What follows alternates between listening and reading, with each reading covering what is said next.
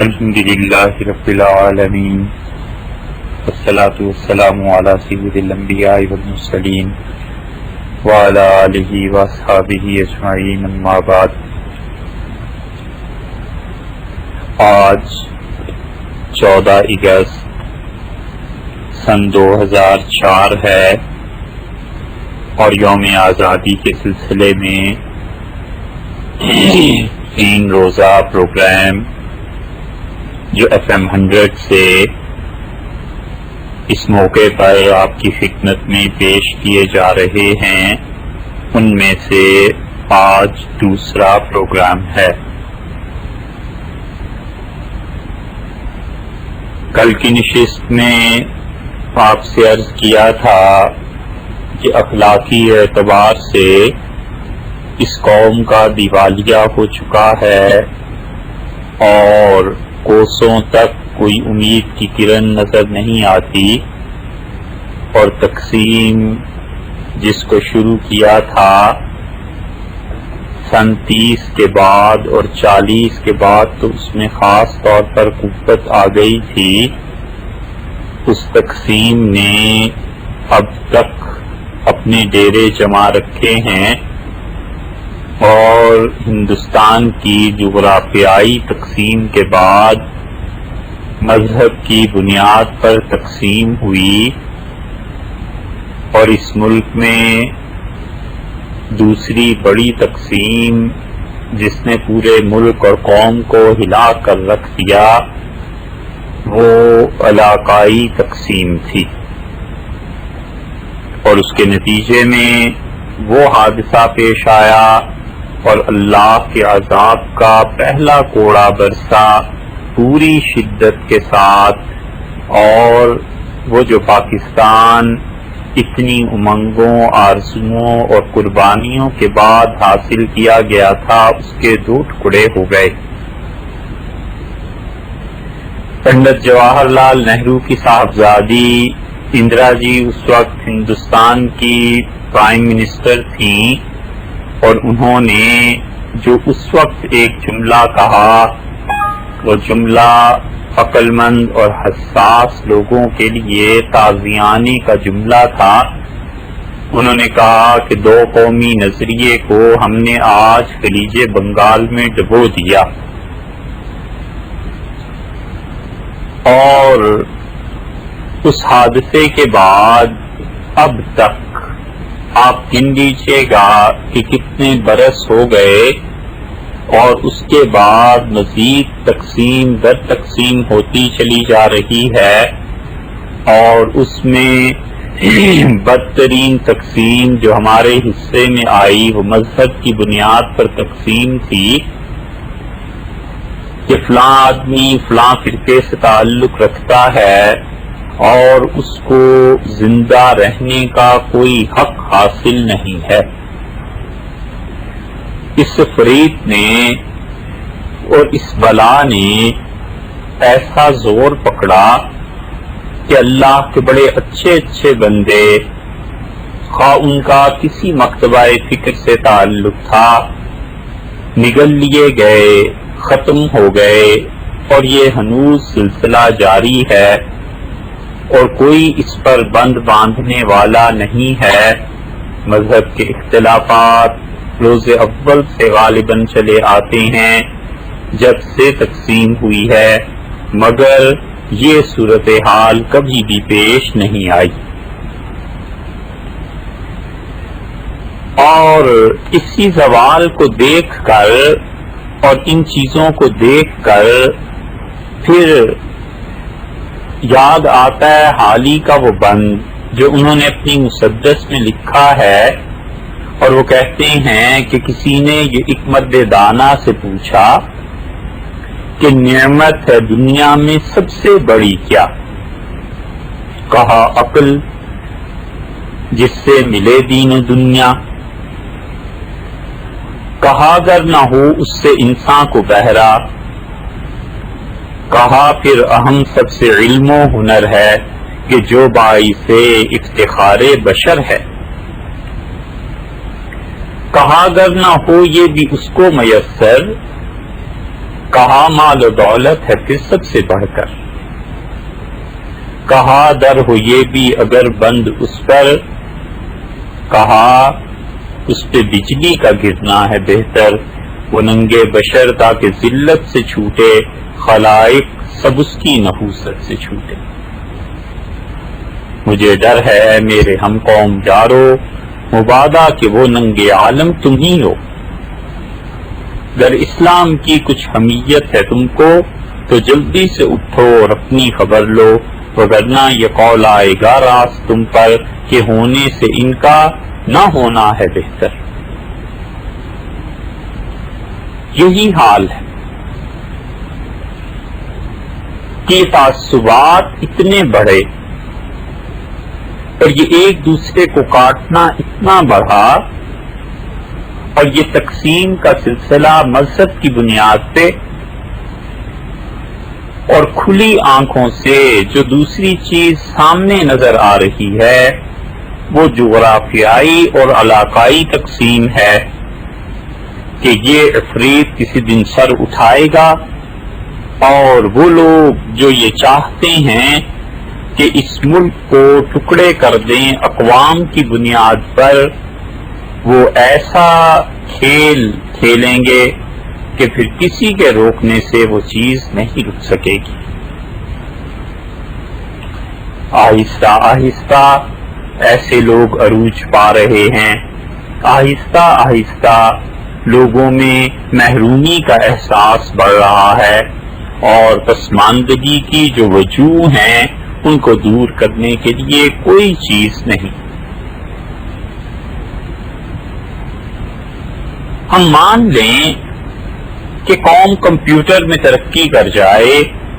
Science اور technology میں اپنی معاصر اقوام کو بالکل پیچھے چھوڑ دے اور ترقی کے خود ساختہ سارے انتظامات بھی کر لیے جائیں، تو تاریخ کا مطالعہ ہم تاریخ کے طالب علم ہونے کی حیثیت سے بیان کر رہے ہیں، ہمیں یہ بتاتا ہے کہ اقوام اور ممالک کی ترقی میں اصل چیز ان کی اخلاقیات ہیں، ایمانیات ہیں۔ جب مسلمانوں نے اس ترقی کا سفر شروع کیا تھا تو وہ تعلیم کے اعتبار سے بالکل ناخواندہ تھے، معاشی اعتبار سے وہ لوگ بہت کم تر تھے، لیکن ان کے اندر ایمان ایسا تھا کہ کو ہمالیہ پر ان کا ایمان رکھ دیا جاتا تو ہمالیہ ٹکڑے ٹکڑے ہو جاتا اور گلیشیر اس کے پگھل جاتے۔ ان کے ایمان میں اتنی قوت اور اتنی حرارت تھی، اور یہ سب چیزیں اس اعتبار سے تھیں کہ اخلاقی اعتبار سے وہ بہت بلند و بالا تھی۔ قوموں میں انحطاط جب آیا کرتا ہے تو اخلاقیات کے اعتبار سے آتا ہے، آتے ہیں اور کہتے ہیں کہ چلیے اس ملک اور قوم کی حالت ہم نے سنوارنی ہے اور اچھا کرنا ہے، اور پتہ چلتا ہے کچھ دنوں کے بعد کہ جتنے اکٹھے ہوئے تھے یہ تو لٹیروں کی ایک انجمن تھی اور ان کے ذاتی مفادات تھے، اور انہیں کوئی بھی کام لوگوں کے لیے، انسانیت کے لیے، اللہ کے لیے نہیں کرنا تھا۔ جتنے جتنے ذاتی مفادات حل ہوتے گئے اتنے وہ لوگ بکھرتے چلے گئے۔ یہ ملک جن لوگوں نے بنایا تھا اور اس تحریک میں اپنی جوانی کا خون جنہوں نے دیا تھا، ان لوگوں میں ایک مولانا حسرت موہانی بھی تھے، جن کے نواسے کو ابھی چند برس ہوئے کراچی میں بہت بے دردی سے قتل کر دیا گیا۔ کوئی نہیں جانتا کہ قاتل کون تھا، اور کوئی نہیں جانتا کہ اس جوان کا قصور کیا تھا اور وہ کس خاندان کا فرد تھا۔ یہ سب کی سب چیزیں اب آئے دن کا معمول بن گئی ہیں، اس لیے چھوٹا ہو یا بڑا کسی کی جان محفوظ نہیں رہی۔ وہاں حسرت موہانی جنہوں نے زندگی جیل میں گزاری اور کاٹی تاکہ ہم لوگوں کو آزادی نصیب ہو، انہیں معلوم ہوتا کہ پاکستان کے نام سے جو مملکت وجود پذیر ہو رہی ہے اس میں انصاف ملے گا نہیں، خریدا جائے گا، اور اس میں حکمران ذمہ دار نہیں بلکہ ملک، قوم اور سلطنت کے بدترین بیچنے والے ہوں گے۔ اور اگر انہیں معلوم ہوتا کہ وہاں پر تعلیم دی نہیں جائے گی بلکہ ایسی چیز سکھائی جائے گی جس سے پیسے بنائے جا سکیں اور اخلاقیات کی دھچیاں بکھیری جائیں گی، تو شاید وہ اپنے فیصلے پہ 100 بار نظر ثانی، نظر ثالث کرتے، 100 بار نظر دوڑاتے، نظر ڈالتے۔ اور وہ اس درجے کے آدمی تھے کہ سید سلیمان ندوی نے رحمت اللہ علیہ جب ان کی تعزیت پہ لکھا تو انہوں نے لکھا کہ انگریزوں کے خلاف ملک میں تحریک چل رہی تھی اور تمام مسلمان رہنماؤں نے انگریزی مال کا بائیکاٹ کر رکھا تھا، اور انہوں نے طے کیا ہوا تھا کہ ہم انگریزوں کی چیزیں استعمال نہیں کریں گے۔ تو میں اپنے دفتر میں غالباً لکھنؤ کا لکھا ہے کہ بیٹھا کام کر رہا تھا، تو کسی نے آ کے بتایا کہ حسرت نام بتاتے ہیں اپنا اور آپ سے ملنے آئے ہیں۔ سید صاحب رحمت اللہ علیہ فرماتے تھے میں جب اٹھ کے باہر گیا تو دیکھا حسرت موہانی۔ تو میں نے کہا حضور آپ کو کس نے یہ اجازت دی کہ آپ اپنی اطلاع اندر بھجوائیں، بلا جھجک اندر تشریف لاتے؟ یہ آپ ہی کا تو گھر ہے اور یہ کمرہ آپ ہی کا ہے۔ نیاز مندی اور محبت سے یہ شکوہ کیا تو انہوں نے کہا کہ سلیمان میں اصل میں تو بدنام اب اتنا ہو گیا ہوں اور انٹیلیجنس میرے گرد اتنا گھومتی ہے کہ لوگ مجھ سے ہاتھ ملانے سے بھی ڈرتے ہیں، تو میں نے سوچا پہلے اپنا تعارف اندر بھجوا دوں، ممکن ہے کسی مصلحت سے آپ نہ ملنا چاہیں۔ تو سید صاحب رحمت اللہ علیہ لکھتے تھے کہ وہ بات تو ہنسی میں چلی گئی، اڑ گئی۔ شدید سردی کی رات، اور میں نے ان کے لیے کمرے میں بندوبست کر دیا اور کمبل ان کی پائنٹی پہ رکھ دیا، اوڑھ لیں گے۔ اور صبح اٹھ کے کیا دیکھتا ہوں کہ وہ اللہ کا بندہ ساری رات اس کڑاکے کی سردی میں اکڑوں لیٹا رہا اور سردی برداشت کر لی اور کمبل کو ہاتھ پاؤں نہیں لگایا۔ تو میں نے ان سے پوچھا کہ کیا؟ تو انہوں نے کہا میاں یہ کمبل انگلش کمبل ہے، انگریزوں کا ہے، اور ہم نے یہ طے کیا ہوا ہے قوم سے کہ ہم انگریزوں کی چیز استعمال نہیں کریں گے، تو اس کمبل کو کیسے اوڑھا جا سکتا؟ یہ اس ملک کے آزادی کے دلانے والے تھے، ایک یہ کردار تھا، اور ایک اب کردار دیکھ لیجئے جو سیاست میں ہے اور ملک کے چلانے والوں میں ہے، کوئی نسبت دور دراز کی بھی ان دونوں کرداروں میں ہے۔ مسلمانوں نے جب اپنی ترقی کا سفر شروع کیا تو تعلیم کے اعتبار سے وہ ناخواندہ تھے، معاشی اعتبار سے کمتر تھے، انتظامی ادارے ان کے پاس کہاں تھے۔ ایران فتح ہوا ہے تو سیدنا عمر رضی اللہ عنہ کو بتایا گیا کہ ایسے فوج کی تنخواہیں مقرر ہوتی ہیں اور لکھی جاتی ہیں، تو کیا ہم اس نظام کو اپنا سکتے ہیں؟ انہوں نے فرمایا کہ کوئی حرج نہیں ہے، کیونکہ یہ نظام شریعت کے کسی اصول سے ٹکراتا نہیں تھا۔ امیر المومنین رضی اللہ عنہ نے اجازت دی اور پہلی مرتبہ باقاعدہ تنخواہیں اور یہ سب چیزیں تحریر کی گئی، اور ان لوگوں نے کیسر اور کسریٰ کے تخت الٹ دیے، تاج الٹ دیے، اور ان سلطنتوں سے جا کر ٹکرائے جن کے پاس نہ دولت کی کمی تھی، نہ اپنے دفاع کے لیے ساز و سامان کی کمی تھی۔ آخر کون سی چیز تھی جس نے انہیں اقوام عالم پر غلبہ دلا دیا تھا؟ وہ واحد چیز تھی، اور وہ چیز ان کے اخلاقیات تھے۔ وہ وعدے کے پکے تھے، بات کے سچے تھے، جو کچھ کہتے تھے بلا تکلف کہتے تھے، اور ان میں حکمران، امیر المومنین اور رعایا کا ایک عام فرد، سب کے حقوق یکساں تھے۔ انہوں نے یونان سے علم حاصل کیا، انہوں نے روم سے کتابیں منگوائیں اور ان کے ترجمے کیے، اور ہارون الرشید نے اپنے زمانے میں، مامون الرشید نے بغداد میں پوری اکیڈمی قائم کی اور دنیا بھر کے اہل علم سے کہا کہ وہ اپنی کتابیں وہاں بھیجیں، اور کتابیں ڈھیروں کے ڈھیر انہوں نے منگوائے، اور انہوں نے اس فلسفے کو، ان تمام علوم کو عربی میں ٹرانسلیٹ کروا کے اپنی قوم میں پھیلائے، اور نکاح کی تعلیم یہ ہے۔ مسلمانوں کی ترقی بغداد ہی نہیں،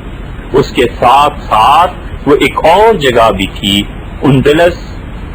وہاں بھی یہی تھا۔ ہر جگہ علم تھا اور مسلمان غالب تھے۔ مسدس میں حالی نے جو لکھا ہے وہ یہی چیز انہوں نے اسی زمانے کا رونا رویا ہے، اور وہ کہتے ہیں کہ ارسطو کے مردہ فنوں کو جلایا، فلاطون کو زندہ پھر کر دکھایا، ہر ایک شہر و قریہ کو یوں نہ بنایا، مزہ علم و حکمت کا سب کو چکھایا، کیا برطرف پردہ چشمے جہاں سے، جگایا زمانے کو خواب گراں سے۔ ہر ایک میں کدے سے بھرا جا کے ساغر، ہر ایک گھاٹ سے آئے سیراب ہو کر، گرے مثل پروانہ ہر روشنی پر، گرا میں لیا باندھ حکم پیغمبر، کہ حکمت کو ایک گمشدہ لال سمجھو، جہاں پاؤ اپنا اسے مال سمجھو۔ ہر ایک علم کے فن کے جویا ہوئے وہ، ہر ایک کام میں سب سے بالا ہوئے وہ، فلاحت میں بے مثل یکتا ہوئے وہ، سیاحت میں مشہور دنیا ہوئے وہ، ہر ایک ملک میں ان کی پھیلی عمارت، ہر ایک قوم نے ان سے سیکھی تجارت۔ اور آگے چل کے کہتے ہیں یہ ہموار سڑکیں، یہ راہیں مصفا، دو طرفہ برابر درختوں کا سایہ، نشان جا بجا بھی لو فرسخ کے برپا، سرے راہ کنویں اور سرائیں مہیا، انہی کے ہیں سب نے یہ چربے اتارے، اسی قافلے کے نشان ہیں یہ سارے۔ کوئی جگہ ایسی نہیں تھی جہاں مسلمانوں نے زندگی نہ دی، انسانیت کا پیغام نہ پہنچایا۔ چیلنج کرتے ہیں، حالی کہتے ہیں ہوا اندلس ان سے گلزار یکسر، جہاں ان کے آثار باقی ہیں اکثر، جو چاہے کوئی دیکھ لے جا کر، یہ ہے بیت ہمراہ کی گویا زباں پر، کہ تھے آل عدنان سے میرے بانی، عرب کی ہوں میں اس زمین پر نشانی۔ حویدہ ہے غرناطہ سے شوکت ان کی، عیاں ہے بلنسیہ سے قدرت ان کی، بطیلوس کو یاد ہے عظمت ان کی، ٹپکتی ہے قادس میں سر حسرت ان کی، نصیب ان کا اشبیلیہ میں ہے سوتا، شب و روز ہے کرتبہ ان کو روتا۔ کوئی کرتبہ کے کھنڈر جا کے دیکھے، مساجد کے محراب و در جا کے دیکھے، حجازی امیروں کے گھر جا کے دیکھے، خلافت کو زیر و زبر جا کے دیکھے، جلال ان کا کھنڈروں میں ہے یوں چمکتا کہ ہو خاک میں جیسے کندن دمکتا۔ یہ تھے مسلمان، اور انہوں نے ترقی جو کی تھی وہ اس بنیاد پر کہ وہ جو کچھ کہتے تھے وہ بالکل سچ کہتے تھے، اور جو وعدہ تھا اس کی پابندی تھی، اور اخلاقی برائیاں اس قدر گراں گزرتی تھیں کہ ان لوگوں کے لیے یہ ممکن ہی نہیں تھا کہ وہ جھوٹ بول سکیں، وہ کسی کو دھوکہ دے سکیں، اور اسی وجہ سے وہ ہندوستان پر آئے اور چھا گئے، غالب ہو گئے۔ جب انگریز ہندوستان میں داخل ہوئے ہیں، فرانسیسی آئے، ولندیزی آئے، پرتگیزی آئے، تو اس وقت ہندوستان میں اعلیٰ درجے کی صنعت تھی، اور مغربی اقوام نے اصل مقابلہ اس بات کا دیکھا کہ ہندوستان سے یہ مال خرید کر یورپ پہنچانے کے لیے کیسے اجارہ داری حاصل کی جائے۔ اس زمانے کا مرشد آباد ہندوستان کا ایک شہر، انگریز جب آئے تو انہوں نے جا کر لکھا کہ آبادی کے اعتبار سے اور اپنی سہولیات کے اعتبار سے یہ لندن سے بڑا ہے۔ ڈھاکہ کی ململ جرمنی میں جا کر فروخت ہوتی تھی اور ڈھاکہ کی ململ جا کر فروخت ہوتی تھی پورے یورپ سے، اور وہاں سے وہ فرانس وغیرہ وغیرہ ان ممالک میں پہنچتی تھی، اور یورپی عمرہ بڑی بڑی قیمتیں دے کر خریدتے تھے۔ مراد آباد کے برتن اور وہ زیورات جو ہندوستان میں تیار ہوتے تھے یورپ کی منڈیوں میں جا کر بکتے تھے، اور دیہات میں زراعت کا حال بہت عمدہ تھا، اور خام اجناس جو اگتی تھی ان کے لیے بڑی سہولتیں میسر تھی کہ وہ بآسانی بازار میں پہنچ جائیں اور لوگ اپنی اپنی مطلوبہ اشیاء کو خریدیں۔ یہی ترقی یافتہ ہندوستان پر صغیر آہستہ آہستہ یورپ نے تباہ کیا، اور انہوں نے ان لوگوں سے سیکھا، پیسہ انہیں چاہیے تھا اور ان کو پیسہ ہندوستان سے ملا،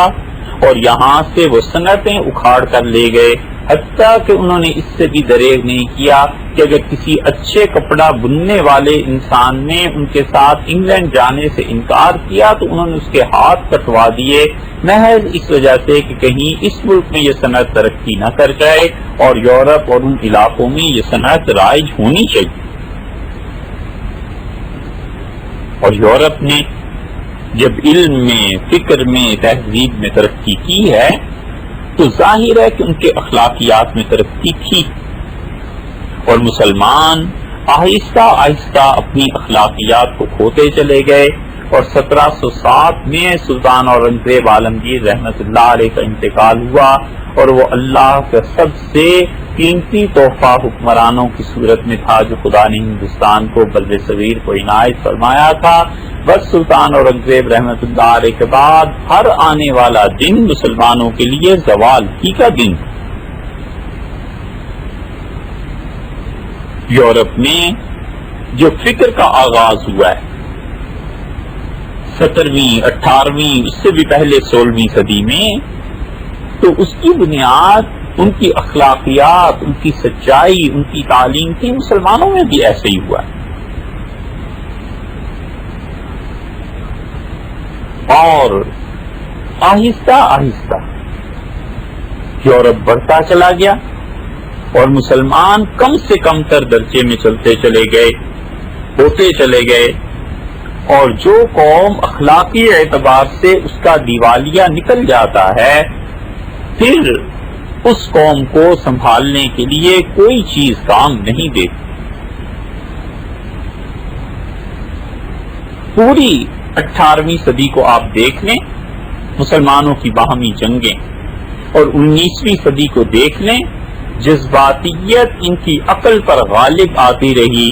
اور یہ بجائے اس کے کہ اپنی عقل سے کام لے کر دیکھتے کہ اس وقت زمانے کے ساتھ چلنے کی کیا صورتیں ہیں، یا زمانے کو ہم کس طرح اپنے رخ پر پھیر سکتے ہیں، انہوں نے یہ کیا کہ ان کا سب سے اچھا مصرف پیسے کا انہیں نظر آیا کہ شادی بیاہ پر خرچ کر دیں یا پھر ایک دوسرے پر مقدمے کرنے میں خرچ کر دیں۔ مسلمانوں کی ساری دولت یا تو شادی بیاہ اور غمی اور ماتم کی رسومات میں خرچ ہو گئی یا ایک دوسرے پہ مقدمے کرتے۔ خواجہ میر درد رحمت اللہ علیہ کا نام آپ نے سنا ہوگا، اور خواجہ میر درد رحمت اللہ علیہ نے خود ایک جگہ تحریر فرمایا، ان کی وہ کتاب ابھی بھی پنجاب یونیورسٹی میں قلمی نسخہ اس کا موجود ہے جو ان کے والد نے لکھی تھی۔ خواجہ فرماتے تھے کہ میرے دادا کی شادی 1760 میں ہوئی اور اس زمانے میں 1 کروڑ روپے کا خرچہ حضرت دادا جان کی شادی پہ آیا تھا۔ اب بھی غریب سے غریب مسلمان حتیٰ کہ وہ مانگنے پر مجبور ہو جائے اور بھیک مانگ کے اپنی بیٹی کی شادی کرنا چاہتا ہے تو کرے گا، یہ نہیں سوچتا کہ یہ پیسہ جو خدا نے مجھے دیا ہے میں شادی بیاہ کی رسومات سے کچھ بچا کر کسی ایسی چیز میں خرچ کر لوں جو اجتماعی اعتبار سے امت کے کام آئے، اور کچھ جو رہی صحیح کسر تھی مردوں کو بخشوانے کے نام پہ ان جاہل مولویوں نے پوری کر دی، جنہیں نہ تعلیم تھی نہ عقل تھی، اور وہ ساری زندگی نکمے اور نااہل رہے اور دوسروں کے مال پہ پلتے اور گزارا کرتے رہے اور دین کو بگاڑ کر لوگوں کے سامنے پیش کرتے رہے، اور انہوں نے کبھی نہیں سوچا کہ آج جس مال کو دھوکہ دے کے لوگوں سے ہم لے رہے ہیں، اللہ کے ہاں قیامت میں یہ کتنا مہنگا پڑے۔ شرفاء کی اولاد برباد ہو گئی اور گھر گھر میں کبوتر اڑانے کی لت پڑ گئی، بٹیریں لڑانے کی لت پڑ گئی، مرغے لڑانے کی لت پڑ گئی۔ اب تک یہ حرکتیں جاری ہیں، اور اب زمانے نے ذرا سی جو کروٹ لی ہے تو اس قوم کا یہ حال ہے کہ یہ چیزیں چھٹ گئی ہیں، اور پھر سب سے پہلی چیز آ گئی تھی ٹی وی۔ صبح سے لے کے رات تک اس میں مست رہتے تھے، وقت نے تھوڑی سی اور ترقی کی تو وی سی آر آ گیا۔ وی سی آر سے دنیا جہان کی اقوام نے کیسی کیسی تعلیمی پروگرام دیے، ترقی کی، میڈیکل ریسرچ، کیا کیا چیزیں اس کی مرہون منت ہوئی، اور اس پاکستان میں وی سی آر کا استعمال اس کے علاوہ کوئی ایسا نہیں تھا کہ لوگ فلمیں دیکھیں، اور ایسی فلمیں دیکھیں جس کے لیے خدا سے پھر پناہ بھی مانگیں۔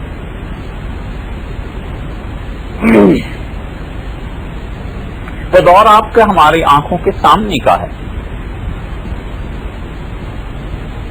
اور لطف دیکھیے کہ وی سی آر کا دور ابھی دنیا میں یورپ، امریکہ، آسٹریلیا، ان ممالک میں آپ چلے جائیے، وی سی آر ابھی تک موجود ہے، اور ہمارے ہاں پچھلے 2-3 برس سے وی سی آر آہستہ آہستہ ختم ہوتا چلا جا رہا ہے، حتیٰ کہ اب تو تقریباً وہ اینڈ پہ پہنچ چکا ہے۔ وہ جو وی سی آر اس زمانے میں ہزاروں میں ملتا تھا، اب سینکڑوں کے دام پہ آ گیا ہے، اور اب ایک نیا ٹرینڈ چل پڑا ہے، اور وہ ہے کہ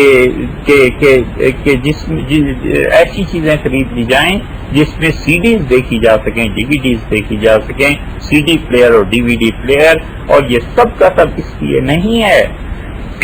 کہ علم میں کچھ ترقی ہوئی ہے، کچھ سیکھا ہے، بلکہ وہی لت ہے۔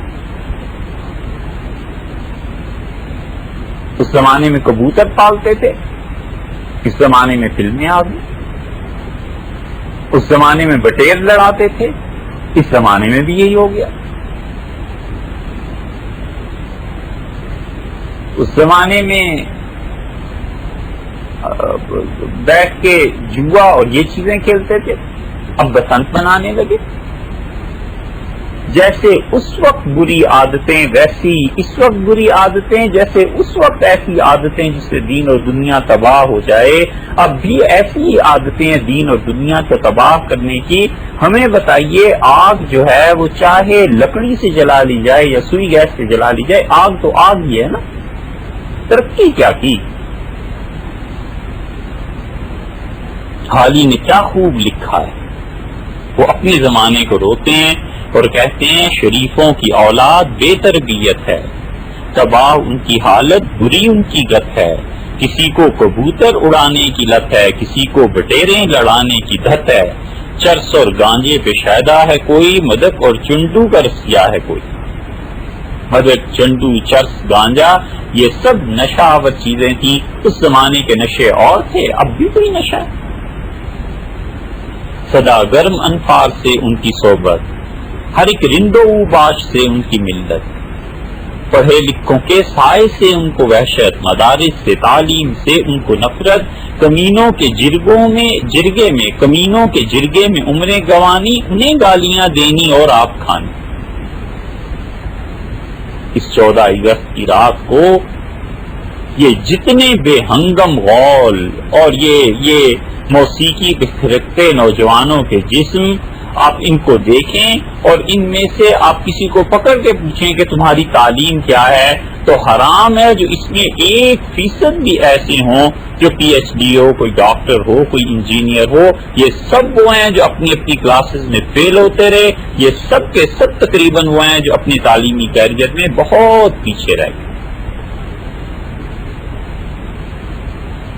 نعیمی مدارس میں ہیں ان کو پاتے، نشائستہ جلسوں میں ہیں آتے جاتے، یہ میلوں کی رونق ہیں جا کے بڑھاتے، پڑھے پھرتے ہیں دیکھتے اور دکھاتے، کتاب اور معلم سے پھرتے ہیں بھاگے، مگر ناچ گانے میں ہیں سب سے آگے۔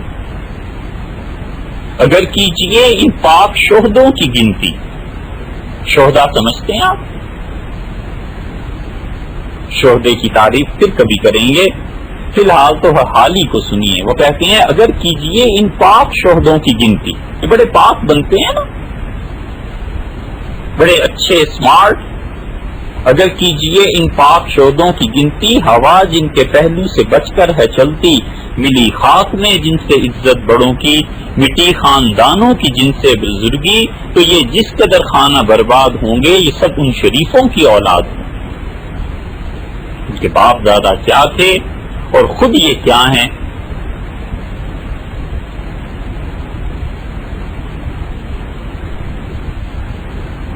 پاک شہدوں کی گنتی، ہوا جن کے پہلو سے بچ کر ہے چلتی، ملی خاک میں جن سے عزت بڑوں کی، مٹی خاندانوں کی جن سے بزرگی، تو یہ جس قدر خانہ برباد ہوں گے یہ سب ان شریفوں کی اولاد ہیں۔ ان کے باپ دادا کیا تھے اور خود یہ کیا ہیں؟ ہوئی ان کی بچپن میں یوں پاسبانی کے قیدی کی جیسے کٹے زندگانی، لگی ہونے جب کچھ سمجھ بوجھ سے آنی، چڑی بھوت کی طرح سر پہ جوانی، بس اب گھر میں دشوار تھمنا ہے ان کا، اکھاڑوں میں تکیوں میں رمنا ہے ان کا۔ اب بھوت کی طرح جوانی آئی بھی ہے، کوئی اخلاقیات نہیں ہے، کوئی تعلیم نہیں ہے، اور اس کا ادنا سا مظاہرہ یہ ہے کہ موٹر سائیکل سے سائلنسر نکال دیں اور لوگوں کی نیندیں برباد ہوں، کوئی کسی بھی کرب اور تکلیف میں ہو۔ یہ ٹھیک اب بھی یہی حالت ہے، حال ہی آج سے پہلے بھی تو یہی کہہ کے گئے، اور کیا خوب انہوں نے کہا ہے، کہتے ہیں نشے میں میرے عشق کے چور ہیں یہ محبت نامے، یہ ٹیلی فون کالز اور آدھی رات کے بعد کالز کا فری کر دینا، یہ کر دینے والے نہیں جانتے کہ وہ کس ڈگر پہ قوم کو لے جا رہے ہیں، اور انہیں نہیں معلوم ہے کہ وہ کس قسم کی سہولت کس کو دے رہے ہیں۔ جنہوں نے دی ہے ان کے ہیڈ اور ان کے بڑے ماشاءاللہ ابھی تو وہ خود ابھر کے اس حصے میں ہیں کہ وہ فری کالز کیا کریں۔ نشے میں میرے عشق کے چور ہیں وہ، سطح فوج مشگاں میں معصور ہیں وہ، غمِ چشم و ابرو میں رنجور ہیں وہ، بہت ہاتھ سے دل کو مجبور ہیں وہ، کریں کیا کہ ہے عشق پینت میں ان کی، حرارت بھری ہے طبیعت میں ان کی، درشش جہت میں کوئی دل ربا ہے، دل ان کا نادیدہ اس پر فدا ہے، اگر خواب میں کچھ نظر آ گیا ہے تو یاد اس کی دن رات نام خدا ہے، بھری سب کی وحشت سے روداد ہے یا جسے دیکھیے کیسے فرحاد ہے یا، کہ دیکھیے آپ محبت کے نام پہ یہ کیا کیا گل رچاتے ہیں، اور کیا کیا چیزیں سامنے آتی ہیں، اخبارات اب دیکھیے کیا کیا گل کھلاتے ہیں۔ حالی نے کیا سچ کہا ہے، اگر ماں ہے دکھیا تو ان کی بلا سے، اپاہج ہے بابا تو ان کی بلا سے، جو ہے گھر میں فاقہ تو ان کی بلا سے، جو مرتا ہے کنبا تو ان کی بلا سے، جنہوں نے لگائی اور لو دل ربا سے، غرض سے انہیں کیا رہی ماں سوا سے، قرض لے کر پیسے اور حرام کے کاروبار کر کے دل رباؤں کے پیچھے بھاگنا، اور ایسی گاڑیاں سود کے قرض پہ لے لینا جن سے آن بان اور ان چیزوں میں فرق نہ آئے، کیا یہی لچن اور یہی اطوار ہیں قوموں کی زندگی کے، اور قومیں اس طرح بنا کرتی؟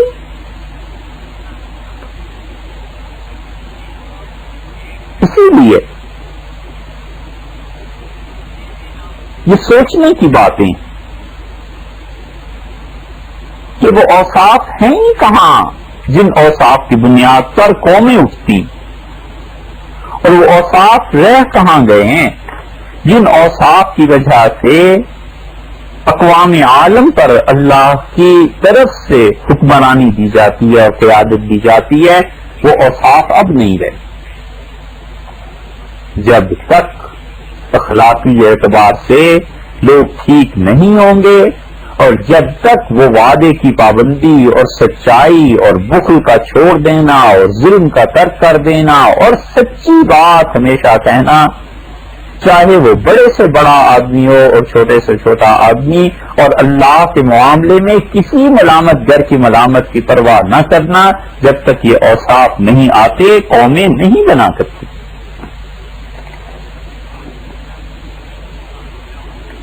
علامہ اقبال بہت بڑا خدا کا انعام جو اللہ نے اس قوم کو دیا تھا، علی گڑھ میں ان کے لیکچرز ہوئے اور اسلام پر انہوں نے جو چیزیں بھی کہیں وہ تو چھپ بھی گئی ہیں۔ فلسفی پہ ایک لیکچر تھے کہ اسلام میں فلسفی کا کیا تصور ہے، اور کئی روز ان کے لیکچر جاری رہے، اور سید سلیمان ندوی رحمت اللہ علیہ جیسے انسان نے ان کی تعریف کی۔ کسی نے ان سے کہا کہ آپ نے فلسفہ پڑھا ہے، اور فلسفہ ہر چیز کے وجود کا ایک ثبوت مانگتا ہے، فلسفے کی روح سے اللہ کے وجود کا کیا ثبوت ہے؟ پوچھنے والے نے خوب سوال پوچھا کہ فلسفہ جو ہے وہ کہتا ہے کہ ہر چیز کے وجود کے لیے کوئی ثبوت ہونا چاہیے، تو آپ فلسفے کی روح سے اللہ کے وجود کو کیسے ثابت کریں گے؟ اقبال اس وقت علی گڑھ میں تھے، پڑھے لکھے لوگوں میں تھے، تو انہوں نے بہت اپریشیٹ کیا اس سوال کو، اور انہوں نے کہا کہ میں نے فلسفہ پڑھا ہے اور یہ سچ ہے کہ فلسفہ ہر چیز کے وجود کے لیے ثبوت مانگتا ہے، لیکن دیکھیں میرے بیٹے، میں نے اللہ کو اس لیے مانا ہے کہ محمد صلی اللہ علیہ وسلم نے کہا کہ اللہ ہے، اور حضور اکبر صلی اللہ علیہ وسلم کے متعلق آج تک دنیا میں کوئی آدمی یہ ثابت نہیں کر سکا کہ وہ جھوٹ بولتے تھے،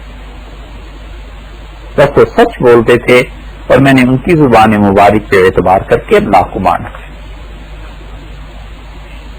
یہ اقبال تھے،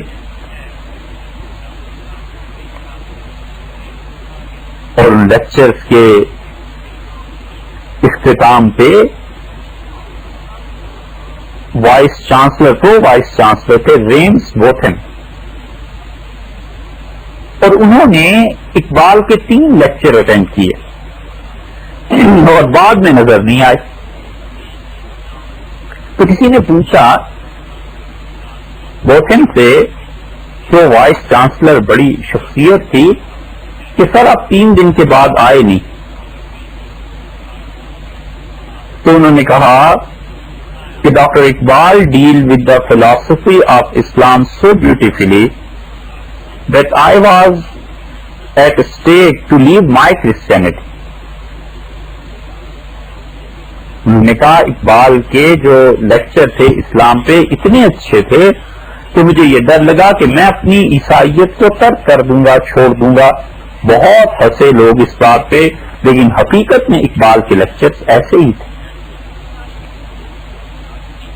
انہوں نے جن بتوں کو توڑا اور پاش کیا، ان بتوں میں ایک بت وطن کا بھی تھا۔ خدا کے احسانات میں سے ہے کہ ہم میں وطنیت آئی ہی نہیں، اور جس طرح بہت سے کھوکھلے نعرے ہوتے ہیں، ایسے ہی ایک کھوکھلا نعرہ ہے کہ پہلے پاکستان پھر کچھ اور۔ کاش یہ لفظ کہنے والے کبھی اقبال کو پڑھے ہوتے۔ انہوں نے اقبال کو کب پڑھا؟ انہیں کیا معلوم اقبال کس چیز کا نام ہے؟ تجربہ کر لیجئے نام لینے کے اعتبار سے اقبال کا، کیونکہ نمبر بنانے ہیں، اس لیے شاید ہی کوئی جگہ ایسی ہو جہاں سر سید اور اقبال کا ذکر نہ آئے، اور کسی دن باد جبریل کا، ضرب کلیم کا، بانگ درا کا ایک صفحہ پیش کر دیجئے کہ صاحب اسے سمجھا دیں۔ انہوں نے کبھی زندگی میں اقبال کو پڑھا ہو تو تب نا۔ اقبال اس کے خلاف، اس نے اللہ کی توحید کا نعرہ بلند کیا، اور اس نے وطن کے بت پر کاری ضرب لگائی. اس لیے یہ کہنا کہ پہلے پاکستان کچھ اور، جنہوں نے اس ملک کو بنایا ہے وہ اس کے قائل نہیں تھے. وہ کہتے تھے پہلے اسلام پھر کچھ اور. ہم اپنے ایمان کی قیمت پر، اسلام کی قیمت پر، اخلاقیات کی قیمت پر، خدا کے دین کی قیمت پر، اور جس مقصد کے لیے یہ ملک حاصل کیا گیا اور اکابر نے جدوجہد کی رحمہم اللہ، ان کی قیمت پر کسی صورت اس ملک کو قبول کرنے کے لیے تیار نہیں ہے. ہمیں نہیں چاہیے ایسا ملک جہاں پر عدالتیں بکتی ہوں. ہمیں ایسا ملک بالکل قطعاً نہیں چاہیے جہاں پر انسان کا خون پانی کی طرح بہتا ہو. سب سے پہلے ہمیں اخلاقیات اور اسلام چاہیے، اس کے بعد کچھ اور. اقبال نے اتنی زبردست ضرب لگائی ہے اس وطنیت کے فلسفے پہ، کیا کہنے. وہ کہتی ہیں اس دور میں اور ہے جام اور ہے جم اور، ساقی نے بنا کی روش لطف و ستم اور. مسلم نے بھی تعمیر کیا اپنا حرم اور، تہذیب کے آزر نے ترشوائے صنم اور. ہوش سے سنیے وہ کیا کہتا ہے. کہتے ہیں ان تازہ خداؤں میں بڑا سب سے وطن ہے، جو پیرہن اس کا ہے وہ مذہب کا کفن ہے. اس جدید تہذیب نے جو تازہ خدا بنا لیے، ان میں سب سے بڑا بت یہ وطن ہے، اور جتنی وطن کی پرستش ہے یہ مذہب کا کفن ہے. اسلام غارت ہو جائے گا. وہ بت کے تراشیدہ تہذیب نبی ہے، غارت گرے کاشانہ دین نبوی ہے. بازو تیرا توحید کی قوت سے قوی ہے، اسلام تیرا دیس ہے تو مصطفی. یہی بات ہم نے کہی کہ ہمارا وطن اور ہمارا ملک اسلام ہے، پہلے اسلام پھر کچھ اور. اقبال کہتے ہیں نظارہ دیرینہ زمانے کو دکھا دے، اے مصطفی خاک میں اس بت کو ملا دے. وہ قید مقامی تو نتیجہ ہے تباہی، بے دہر میں آزاد وطن صورت ماہی. ہے ترک وطن سنت محبوب الہی، دے تو بھی نبوت کی صداقت کی گواہی. گفتار سیاست میں وطن اور ہی کچھ ہے، ارشاد نبوت میں وطن اور ہی کچھ ہے. اقوام جہاں میں ہے رقابت تو اسی سے، تسخیر ہے مقصود تجارت تو اسی سے، خالی ہے صداقت سے سیاست تو اسی سے، کمزور کا گھر ہوتا ہے غارت تو اسی سے. سیاست میں جو جھوٹ آ گیا ہے وہ اس وطن کی بت پرستی سے ہی آیا ہے، اور کمزوروں کے گھر جو ٹوٹ رہے ہیں وہ اس وطن کی بے پناہ محبت کی وجہ سے. اور آخر پر کہتے ہیں کہ اقوام میں مخلوق خدا بچتی ہے اس سے، قومیت اسلام کی جڑ کٹتی ہے اس لیے یہ فادر فگر جو بنتے چلے جا رہے ہیں، بڑے جو بنتے چلے جا رہے ہیں، انٹرنیشنل لیول پہ جن لوگوں کے ترانے اب گائے جاتے ہیں، وہ کبھی اپنے گھر کی دولت کو بھی تو دیکھیں کہ اقبال نے کیا کہا. اور ہم نے اپنا قبلہ کس چیز کو بنا لیا ہے. ایسا ملک اور ایسا وطن جس میں غریبوں کے لہو سے چراغ چلتے ہوں، جہاں لوگ اپنی خوشیوں کو جلا بخشنے کے لیے، ان کے دوام کے لیے ہزاروں کو قید میں ڈال دیں، اور جو مصلحت کے نام پر جھوٹ کے کپڑے پہنے اور جھوٹ کی چادریں اوڑھ لیں. ایسے دستور، ایسے آئین اور ایسے فلسفے جن کی بنیاد خدا کی مخلوق کو اذیت پہ دینے دے، ہم نہیں مانتے. دیکھ جس کا محلہ ہی میں جلے، چند لوگوں کی خوشیوں کو لے کے چلے، وہ جو سائے میں ہر مصلحت کے پلے، ایسے دستور کو صبح بے نور کو میں نہیں مانتا. وہ ملک جہاں پر سچ کہنے سے زبان کٹتی ہو، وہ ملک جہاں پر 24 گھنٹے یہ خوف چھایا رہتا ہو کہ اگر ہم نے حق بات کی تو ممکن ہے آج کی رات جیل کے علاوہ نہ گزر سکے، اور وہ ملک جہاں پر دھڑلے سے جھوٹ بولے جاتے ہیں اور جھوٹے ریفرینڈم کرائے جاتے ہوں، اور اس قوم میں کوئی ایک فرد ایسا نہ ہو جسے بخار ہو جائے، اس قوم میں کوئی ایسا نہ ہو جو 2 آنسو بہائے کہ خدا بندہ کس جھوٹ کے دریا میں غرق ہو گئے ہیں اور کس جھوٹ کے سمندر میں ہم لوگ بہنے لگے ہیں، ہم لوگ ڈوبنے لگے ہیں۔ ایسے ظلم اور ایسی جہالت اور ایسی قید اور ایسی چیزوں میں ہمیں نہیں چاہیے ایسا۔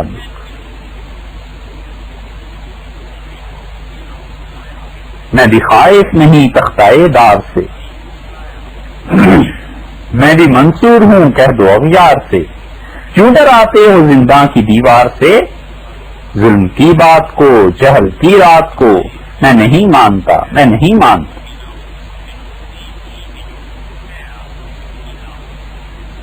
کیا کوئی ایسا دن آئے گا جس دن سچ کا بول بالا ہو؟ کیا کوئی ایسا دن آئے گا جب مزدور کو یہ فکر نہ رہے کہ اس کے بچے کہاں پڑھیں گے؟ کیا کوئی ایسا دن آئے گا جب مل میں کام کرنے والا اس اطمینان کے ساتھ سوئے کہ اس کے پاس 3 وقت کا کھانا موجود ہے؟ اور کیا کوئی ایسا دن آئے گا جس دن مسجدوں سے، امام بارگاہوں سے اور مذہبی اداروں سے پولیس اور فوج ہٹ جائے اور لوگ اپنے اپنے مسلک کے مطابق اپنے پروردگار کو یاد کریں؟ کیا کوئی ایسے دن آئیں گے؟ جب تک جھوٹ کی حکمرانی ہے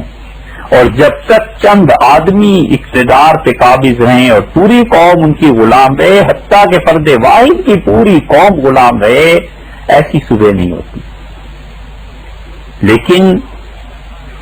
خدا کا دستور ہے اور ظلم ہمیشہ نہیں چلتا۔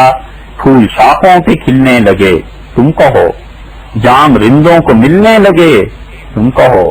چاک سینوں کے پھلنے لگے تم کہو، اس کھلے جھوٹ کو، ذہن کی لوٹ کو میں نہیں مانتا، میں نہیں مانتا۔ حد ہے غربت، جو لٹ پٹ کے مہاجر آیا آج 56 سال کے بعد بھی، 55 برس کے بعد بھی اس کی اولاد در اولاد اسی غلامی میں مبتلا ہے۔ دادا نے اس لیے نہیں پڑھا کہ پیسے نہیں تھے، بیٹا اس لیے نہیں پڑھایا گیا کہ پیسے نہیں تھے، اور آگے پوتا اس لیے نہیں پڑھ رہا کہ گھر کی ضروریات نہیں پوری ہو رہی۔ آخر یہ سلسلے کب ختم ہوں گے؟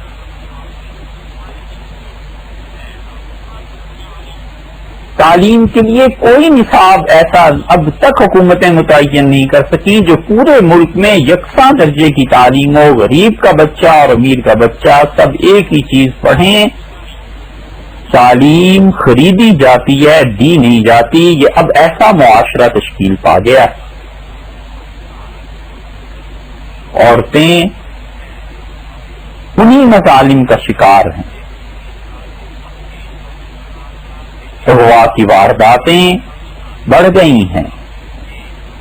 غربت سے کیا کچھ سامنے آ رہا ہے؟ صحیح تعلیم نہ دینے کے نتیجے میں خواتین کسی اور راہ پر چل پڑی ہیں۔ یہ جو ایک طوفان آ گیا ہے اور سیلاب آ گیا ہے،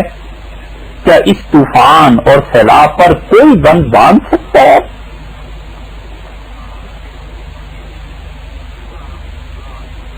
مدتیں گزر گئیں، کوئی ایسی چیز نہیں ہے جس سے ہم اپنی نسلوں کو اس سے روشناس کرا سکیں کہ ہمارے آباء و اجداد کیسے تھے۔ کون سا ایسا سلیبس اور نصاب ہے کہ ہم اپنے بچوں کو اسکول میں داخل کرائیں اور ایف اے بی اے تک پہنچ کر بھی اس نصاب اور سلیبس میں یہ چیز سکھائی جاتی ہو کہ اخلاقی بیماریاں یہ ہوا کرتی ہیں اور ان سے اجتناب ایسے ضروری ہے اور ان چیزوں سے اقوام بنا کرتی ہیں اور ان چیزوں سے اقوام مٹ جایا کرتی ہیں. خلافت جو آپ کے گھر کی چیز تھی اور جس خلافت کے تنتنے پہ آپ پوری دنیا میں حکمران رہے، اس خلافت کے متعلق آج کا کوئی بھی فارغ التحصیل، کوئی گریجویٹ، کوئی لڑکا جانتا ہے وہ کیا چیز تھی اور خلافت کس چیز کا نام ہے اور کہاں ہوتی تھی اور کس طرح اس کا انتقال ہوا؟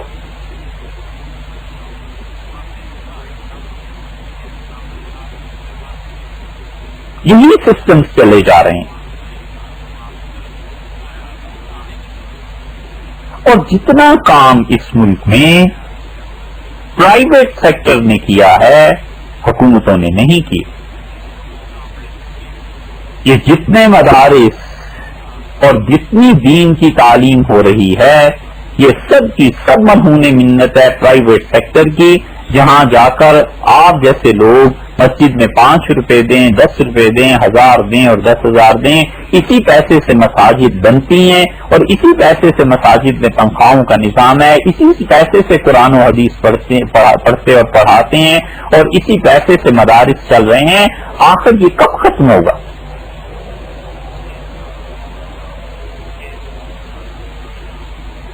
ہر علاقے میں رسمیں اور رسومات، ان کی بنیاد وہاں کے قبائلی روایات ہیں. غیرت کے نام پر قتل کرنا اور اپنی چھوٹی چھوٹی معصوم بچیوں کے رشتے گروی میں رکھ دینا کوئی پوچھنے والا نہیں ہے. اگر غیرت کے نام پر قتل کی شریعت اجازت دیتی ہوتی تو پھر یہ اتنے قصے اور اتنے قوانین بنانے کی کیا ضرورت تھی کہ اتنے گواہ ہوں اور پھر یہ چیز ہو اور یہ چیز ہو؟ جو آدمی یہ سمجھتا ہے کہ اس کی غیرت حضور اکرم صلی اللہ علیہ وسلم اور اس پاک معاشرے سے زیادہ اس میں غیرت ہے تو وہ جہالت میں مبتلا ہے، ایسی کہ اسے خود خبر نہیں ہے کہ وہ جاہل ہے.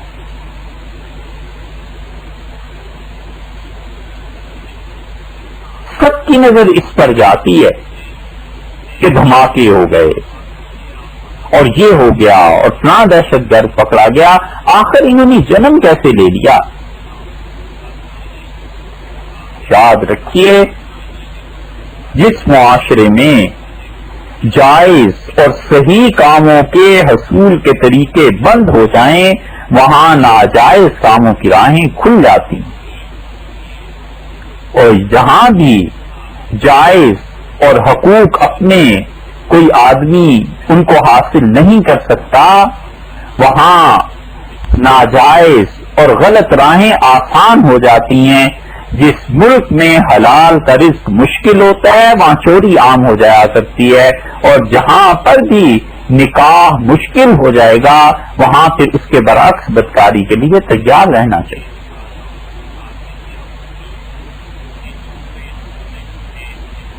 اللہ کے وہ قوانین جو فطرت کے مطابق ہیں ہم نے اپنی آنکھیں ان سے کیوں بند رکھی ہوئی؟ اور اس سے تر رہا یہ کہ ہم سب سے اچھے ہیں اور ہمارے پاس ان ساری پرابلمز کا سولوشن ہے.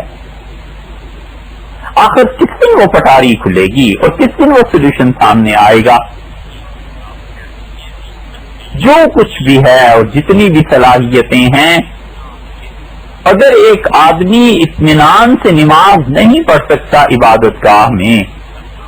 اور ایک آدمی اللہ کے دین کی بات کھل کر نہیں کہہ سکتا اور ایک آدمی کھانے کو محتاج ہے اور ایک لڑکی اپنے ہاتھ پیلے نہیں کر سکتی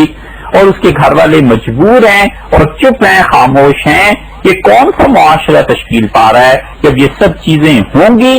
تو پھر یہ کہنا کہ ہم ان چیزوں کا حل کرنے والے ہیں اور حل نہ کرنا، یہ کیا معمہ ہے؟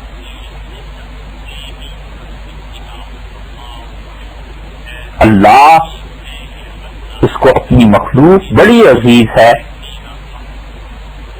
اور خدا کا قانون جب حرکت میں آتا ہے تو دست قدرت ایسے حکمرانوں کو بھی ختم کر دیتی ہے، سطح ہستی سے مٹا دیتی ہے، اور ایسے ملک بھی تحلیل ہو جایا کرتے ہیں۔ اس لیے جو قبضے کرنے والے ہیں مناصب پر اور عہدوں پر، انہیں سوچ لینا چاہیے کہ اللہ کے ہاں کی پیشی وہ اس سے کہیں زیادہ شدید ہے جتنا حق بات کہنے والے کو وہ اپنے ہاں بلا کر سزا دے سکتے ہیں۔ تم نے لوٹا ہے صدیوں ہمارا سکوں، اب نہ ہم پر چلے گا تمہارا فسوں، چارہ گر میں تمہیں کس طرح سے کہوں، تم نہیں چارہ گر، کوئی مانے مگر میں نہیں مانتا، میں نہیں مانتا۔ ہمیں آزادی چاہیے، ہم نہیں اس گھٹن کے ماحول میں رہ سکتے۔ اسلام تو بہت مقدر کے لوگ تھے جن کی قسمت میں تھا، اگر اسلام نہیں ہے تو ہمیں تعلیم چاہیے،